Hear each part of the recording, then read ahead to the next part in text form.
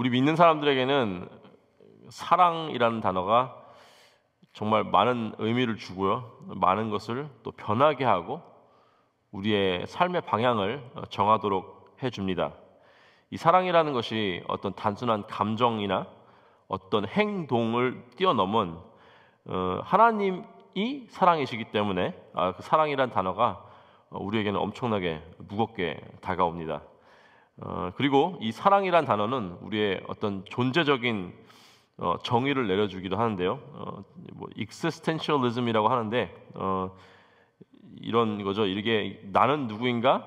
나는 무엇을 하며 살아가야 되는가라는 어떤 질문을 하고 그 답을 하는 것인데요. 이 세상의 existentialism, 그러니까 뭐 실존주의라고 보면 되는데 이 세상의 실존주의는 하나님이 빠졌기 때문에 답이 없어요. 답이 불분명합니다. 나는 누구인가? 수만 가지 답이 있습니다.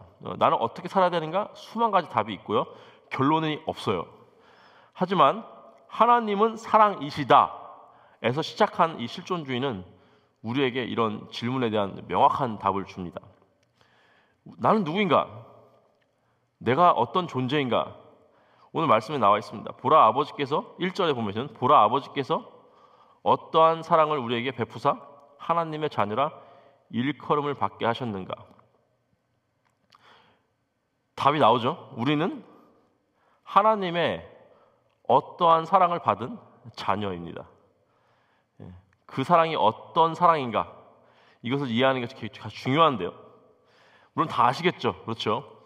우리를 자신의 독생자 예수를 십자가에 죽게 할 정도로 사랑하셨습니다. 그렇죠? 그리고 그렇게 진짜 자기 아들을 십자가에 못 박게 하심으로써 그 사랑을 우리에게 증명하셨습니다. 우리가 잘해서, 우리가 의로워서, 우리가 착한 일을 많이 해서가 아니라, 아니면은 또 우리를 딱 봤는데 지금은 조금 부족하지만 나중에 미래에 잘할 것 같으니까 우리의 그 어떤 포텐셜을 보고 우리의 가능성을 보고 우리를 선택하신 것이 아니고 하나님이 우리를 사랑하시기로 작정하셨고 그 사랑을 우리에게 증명하셨을 때는 우리가 아직 죄인 되었을 때, 그러니까 하나님과 적대 관계에 있고 하나님의 사랑을 받기는커녕 오히려 하나님께 심판과 진노를 받아 이 지옥불에 던져져도 이 시원치 않을 그때 하나님께서 우리를 사랑하셨다는 것입니다. 그 사랑하신 하나님과 그 사랑을 받고요, 하나님과 한 편이 되었습니다. 하나님의 자녀가 되었다는 거죠. 그리고 1절 후반부에는 우리가 이렇게 나와 있죠. 우리가 그러하도다. 그러므로 세상이 우리를 알지 못함은 그를 알지 못함이라.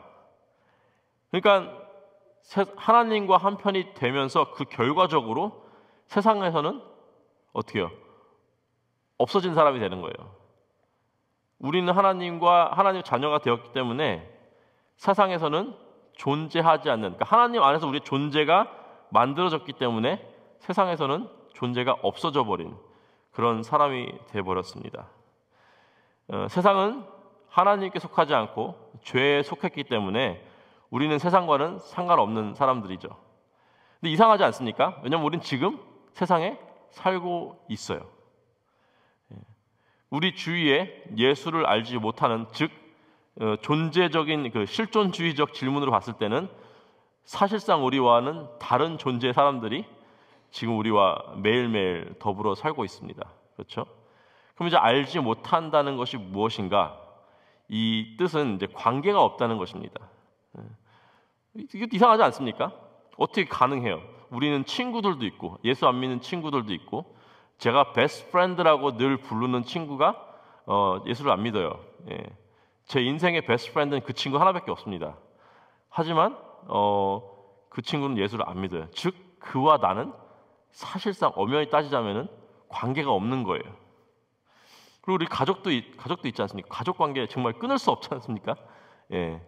피는 물보다 진하다라는 말도 있을 정도로, 그런데도 영적으로 보면은 관계가 없다라고 말을 합니다. 그게 말이 안 되는 것 같은데 또 잘 생각해보면은 말이 돼요. 왜냐하면 우리는 하나님의 사랑으로 인해서 우리의 존재를 알게 되지 않습니까? 우리의 존재는 하나님의 사랑으로 인해서 얻어진 건데, 그럼 우리가 우리의 존재를 알게 되면은 그 다음 하는 질문이 무엇인가? 그럼 나는 어떻게 살아야 되는가? 내가 하나님의 사랑을 받은 하나님의 자녀인데, 그게 나의 존재인데, 그렇다면 나는 어떻게 살아야 되는가? 이거 실존주의적인 질문이죠. 그 질문을 함으로써, 그 답을 얻음으로써 우리는 세상과 분리될 수밖에 없습니다. 왜냐하면 세상에서는 이런 질문에 대한 답이 완전히 다르기 때문이죠. 쫙 건너뛰어가지고 10절, 11절 가보겠습니다. 10절, 11절 보시면 이렇게 나와 있습니다. 이러므로 하나님의 자녀들과 마귀의 자녀들이 드러난다니. 무릇 의를 행하지 아니하는 자나 또 그 형제를 사랑하지 아니하는 자는 하나님께 속하지 아니하니라. 우리는 서로 사랑할지니, 우리는 서로 사랑할지니 이는 처음부터 들은 소식이라. 하나님이 사랑이시기 때문에 사랑을 하는 사람은 하나님께 속한 것이고, 사랑하지 않은 사람은 하나님께 속하지 않고 세상에 속한 것이다 라고 우리가 말씀을 통해 알 수 있습니다. 이것은요, 우리의 어떤 뒤통수를 때릴 정도로 엄청난 말씀입니다. 믿음으로 구원을 받아 하나님의 자녀가 된다라고 성경은 가르쳐 주지만, 그리고 또 행위로 받은 것이 아니다라고 에베소서에 못을 박지 않습니까? 하지만 그렇게 말씀을 하시면서 또한 사랑을 해야 하나님께 속한 자라고 말씀을 하십니다. 이 두 가지가 텐션이 좀 있죠. 말이 좀 안 맞는 것 같은데, 근데 이거를 잘 해석을 하자면 이렇습니다. 믿음으로 구원을 받아 하나님의 자녀가 된 사람들은 사랑을 하게 된다, 할 수밖에 없다. 아니면 믿음의 증거가 사랑이라는 것입니다. 우리가 믿음을 어떻게 증명할 수 있습니까? 나 예수 믿어라고 말한다고 증명이 됩니까? 아니죠. 우리는 서로 사랑을 함으로써 그 믿음이 증명이 된다는 것입니다. 사랑을 한다고 다 믿는 사람들이니까 아니에요. 하지만 믿는다면은 사랑을 하게 된다라고 말씀에서 알려주고 있습니다. 그렇기 때문에 우리는 세상과 분리될 수밖에 없는 것입니다. 우리의 생각과 우리의 말과 우리의 행동의 근원이 하나님께서 우리에게 보여주신 사랑으로 인하지 않는다면은, 사랑으로 인한다라고 우리가 결론 내린다면은 우리는 세상과 분리될 수밖에 없죠. 세상은 그렇지 않기 때문에. 어떻게 우리가 예수님을 믿는다 하면서 우리의 마음속에 형제를 미워하는 마음이 있을 수가 있습니까? 라고 말을 하지만, 그렇죠? 우리를 정말 괴롭게 하고 우리를 아프게 하는 사람이 있다면 어떻게 해요? 다른 얘기죠. 정말 힘들죠. 괴롭고요. 그 사람이 막 미워지는 것 같은데, 미워지다가도 주님 앞에 나와가지고 막 기도하고 하나님 믿지 않게 해주세요, 하나님 그 사람을 사랑하게 해주세요라고 막 기도를 하지 않습니까? 근데 그게 정답인 거예요. 우리는 하나님의 사랑을 받아 자녀가 되었고 사랑을 하면서 살아가야 될 존재지만, 이 세상은 여전히 죄가 가득하고 또 우리는 너무나 연약하고, 그렇기 때문에 우리 삶에서 완전하게 사랑을 하는 건 불가능하죠. 근데 또 반대로 생각해 보면은 우리는 완전하게 누구를 미워하는 것도 불가능합니다. 왜냐하면 내 안에 계신 나의 믿음의 증거가 되시는 성령 하나님께서 가만두시질 않아요. 어떤 사람이 정말 미워요. 정말 나를 너무나 힘들게 해요. 마음을 아프게 했어요. 상처를 줬어요. 근데 그 사람이 막 밉다가도 하나님 앞에 나와서 딱 기도를 하면은 우리 마음속에 어떤 마음이 들어요? 그래도 미워하지 말아야지, 그래도 용서해야지 라는 마음이 들어옵니다. 바로 성령님께서 우리에게 그렇게 해주신다는 것입니다. 다시 한번 생각이 들고 회개를 하고 미워하지 말아야지, 사랑을 해야지, 다음번에 말을 한마디라도 내가 좀 친절한 말을 해줘야지라고 노력을 하게 만들어 주신다는 것입니다. 만약 누군가가 나는 예수를 믿는 사람이야 하면서 진짜 온전하게 누군가를 미워한다라는 것은 사실상 불가능하다라는 것입니다. 만약에 그렇다라면은 내가 정말 예수를 믿는데 이 사람은 정말 미워, 정말 존재를 거부할 정도로 죽어도 괜찮아라고 생각할 정도로 내가 미움이 내 마음에 있다라면은 그 신앙을 한번 점검해 볼 필요도 있다라는 것입니다.